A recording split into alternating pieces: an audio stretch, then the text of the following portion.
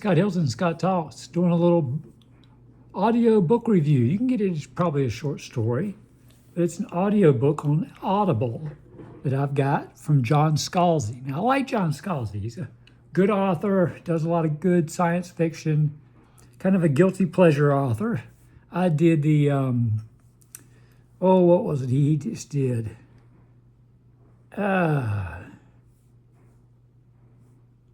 He's famous for red shirts. I haven't done that yet, but I'm getting to it.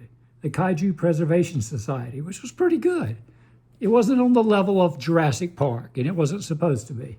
Scalzi's he likes to be a little quirky at times. He's done some stuff for the animated show on Netflix that does all those great sci-fi things. Love, Death, and Robots. And I watched one of those episodes of his. But this, the big version with 6 stories is The Time Traveler's Passport.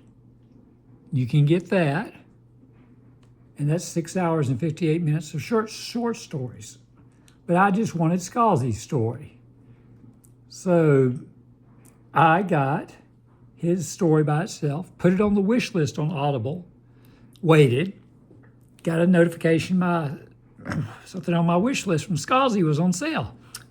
Got it for like 98 cents because it's not a lot. It's an hour and 4 minutes. It's a short story, but it's a neat short story. It's a nice little time travel story. They're all time travel stories, and Scalzi wrote the first one.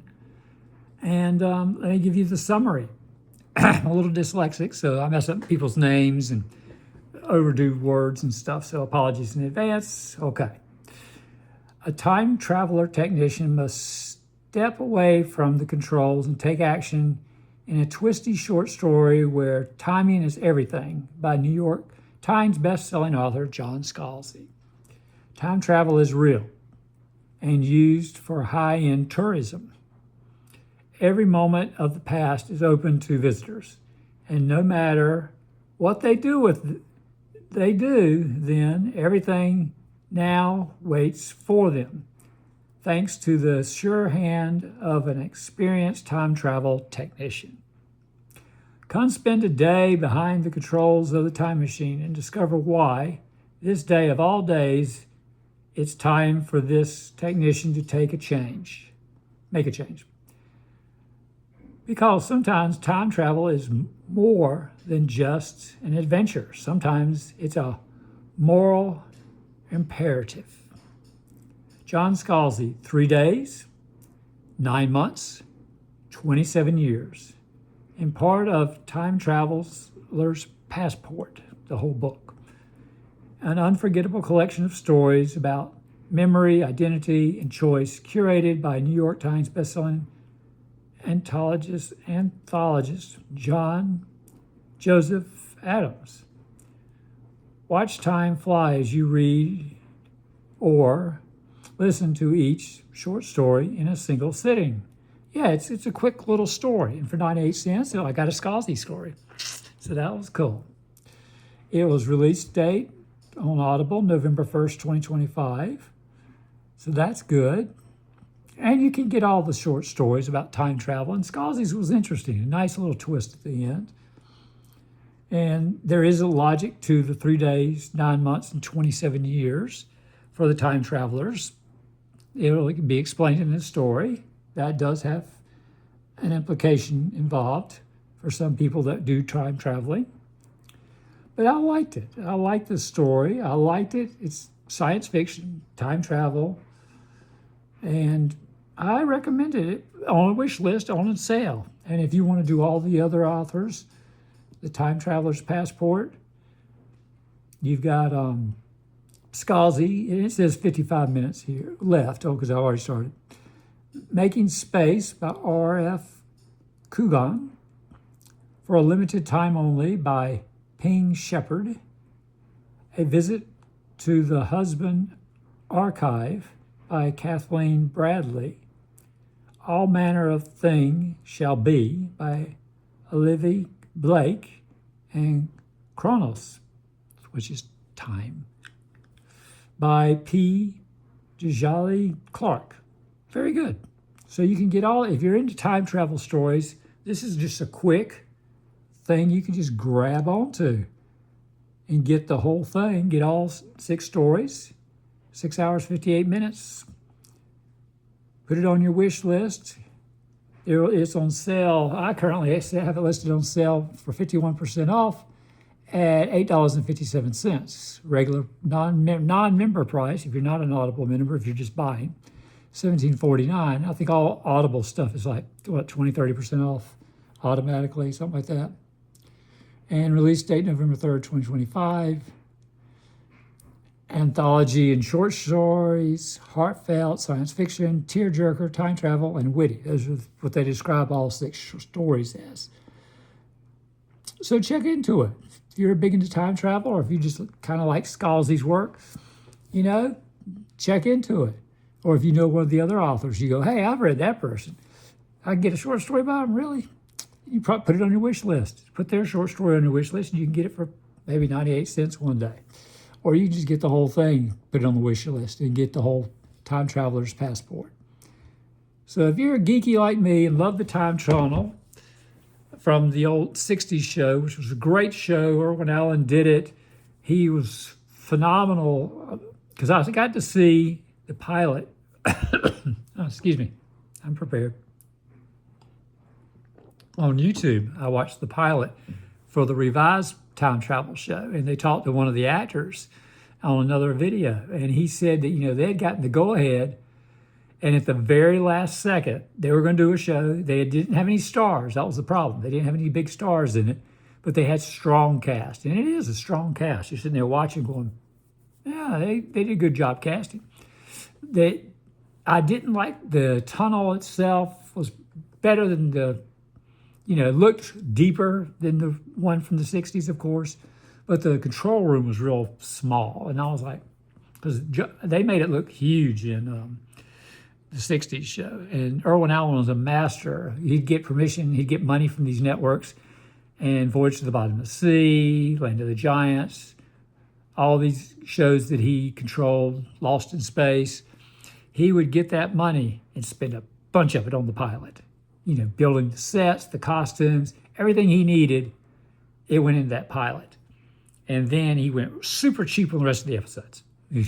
When he was doing all those shows at one time, you might have a gorilla monster wearing a spacesuit from Lost in Space and the head of a gorilla from some other show, Time Tunnel or something. I don't think they had any gorillas in Time Tunnel, but you know what I'm saying. He would mix and match stuff and just keep it super cheap the rest of the season. And the network basically told him, we'll renew Time Tunnel again. Super popular, we know, but we can't afford it. We want you to do a cheaper version. And he went, nah, I ain't doing it. And Irwin Allen went on to do the Poseidon Adventure, Tower and Inferno, different big movies like that. I mean, once he's kind of like, and this is the problem they had. Josh Whedon went on from Buffy and Serenity to do big movies, and until he got kind of canceled, he was a little overbearing.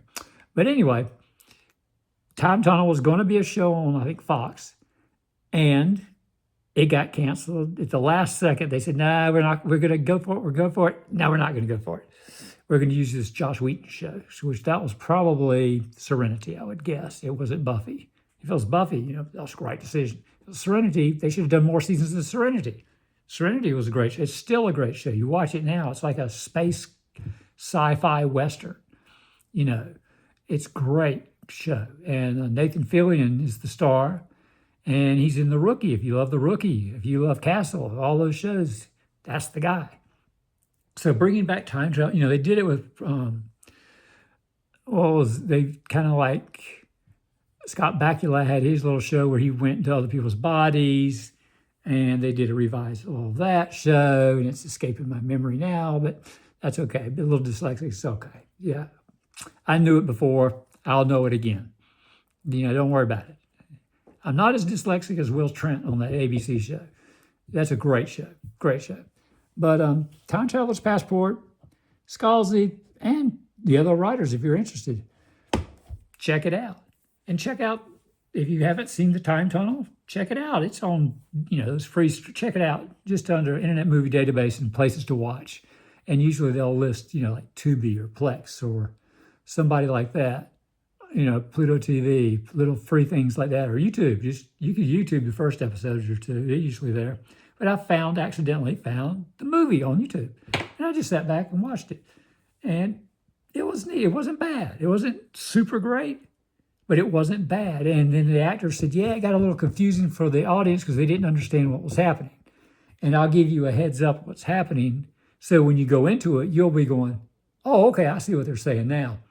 It opens up and you're seeing the city and the cars going through the traffic light, and the red light is on the bottom instead of the top. And you're like, and then he gets home to the kids, and they use the same names of the two characters, Tony and Doug, but Tony this time's a girl. Okay. And he gets home with his kids and his wife, because he didn't have one of those in the previous version. And the kid's studying for a history test about the 49 states in the United States. And you're like, something with that? And they don't explain it, but it's implied when he gets involved with the time tunnel that if something goes wrong, only the people down below the earth where they have the giant tunnel and the complex are protected from. They use lightning storms to kind of attract the lightning into the tunnel and transport them back in time to certain places where the lightning draws them. And then they're able to draw them back to that place where history got changed. And they said history has been changed. And his friend's trying to tell him, probably imply that he wasn't married before, but so history had already changed at the beginning of the new pilot for the TV show. So you have to see what happens after that and whether they fix history or keep history or all the things. And then the other characters, there are more characters making the jump this time. It's kind of like Stargate. It reminds you of Stargate when you see several people going back in time and they're kind of ready for military look. And you're like, it's kind of like Stargate now. Okay, they've mixed Stargate, because Stargate was kind of like Time Tunnel. It had the big circle goes through. So like, share, and subscribe. If you love the review, you love talking about time travel, and have a great day. Thanks.